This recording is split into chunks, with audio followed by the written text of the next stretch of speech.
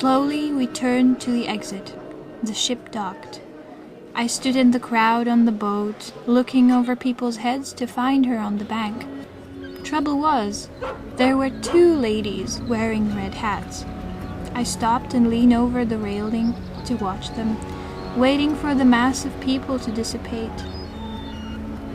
After a while, I remarked that both of the ladies went away with people they were waiting for. "Miss, you startled me." "I must ask you to leave now," said the steward. I dragged my feet through the docks, the elephant-like sirens of the ships cutting the mist of the port's jungle of people shouting, crying, swooning, laughing. I felt helpless, unwelcome. I bought an orange for my last scraps of change.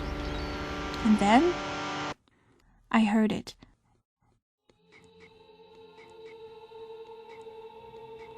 Nothing that I heard before could be compared to how the woman sang. I stood in the street, mesmerized, jaws dropped, holding my half-peeled orange, staring at the bar before me where the voice came from. It was strange. Although it had windows, they were covered by thick, black velvet drapes from the inside. Nobody walking past it seemed to notice the beautiful music coming from it.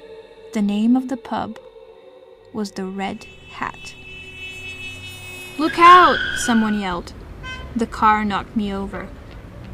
I stood up, limping a little, and entered.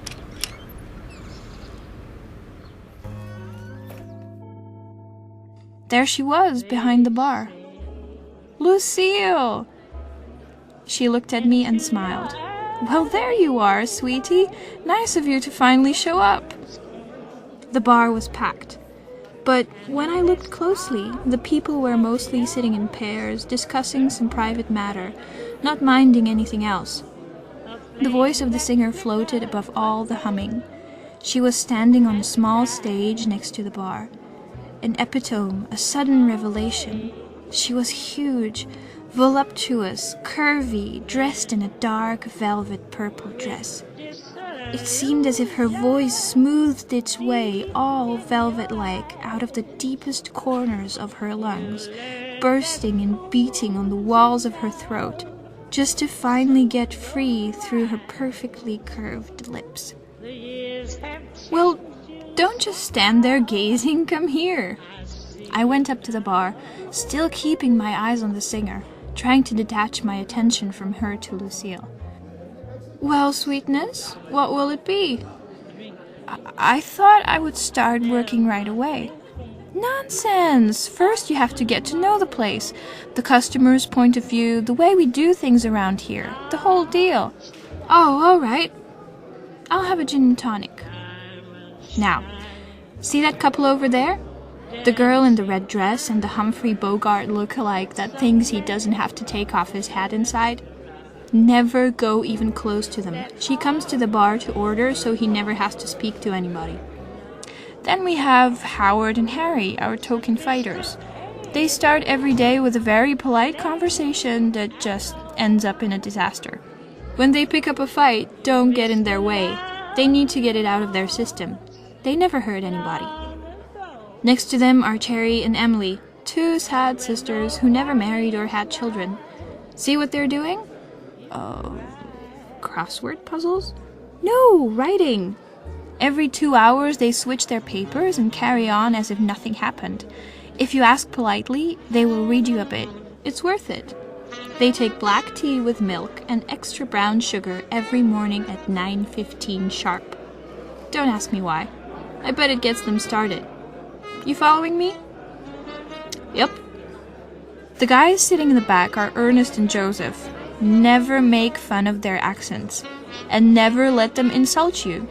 Ernest drinks rum, and Joseph takes vodka. They are the oldest customers. Lucille paused and looked around. Well, those are the most important couples. Oh, wait, Doris is our singer. When she gets tired, she sits at the bar with me and drinks Bloody Marys. Do you know how to make a proper Bloody Mary? Good. She has some great stories, just ask her. The pianist that plays with her is Eddie. He keeps to himself, only speaks through his music. A whiskey drinker, never pour him a bourbon. Got it. Now, see that old gentleman over there? The only one that is sitting alone?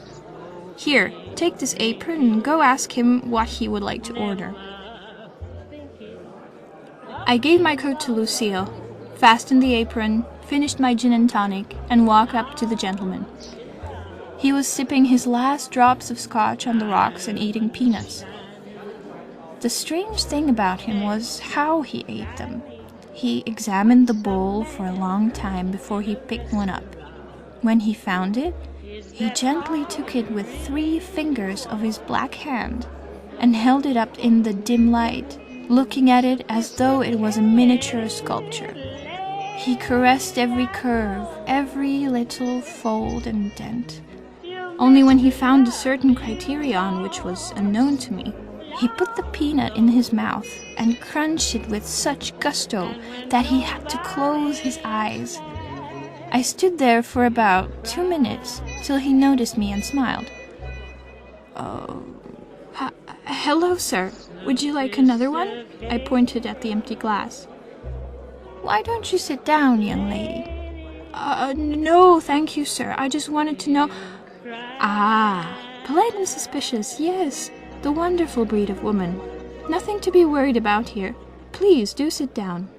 If you want the job, you have to sit down. Oh, all right. Only then have I got the full view of the man. He was very peculiar. Well-trimmed grey hair, a handsomely crooked nose, well-kept silver mustache. It seemed as though he had wrinkles, but each time you focused on a particular facial area and wanted to inspect them, they disappeared. So, I understand that you want to work here as a barmaid. Why? This is the only place where I can work. He appeared to be puzzled by my answer, but not for long. How do you know Lucille? This sounded more like a statement. How do you know Lucille? I answered, and he smiled. You are a very clever young lady. One last question. Is there anything you regret? Well, I lost my orange in the street a few moments ago. It's a shame it went to waste.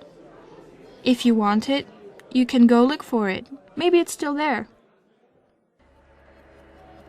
I stood up, walked to the glass door, and as I was reaching for the doorknob, I saw myself. I was there, outside. I was lying on the pavement.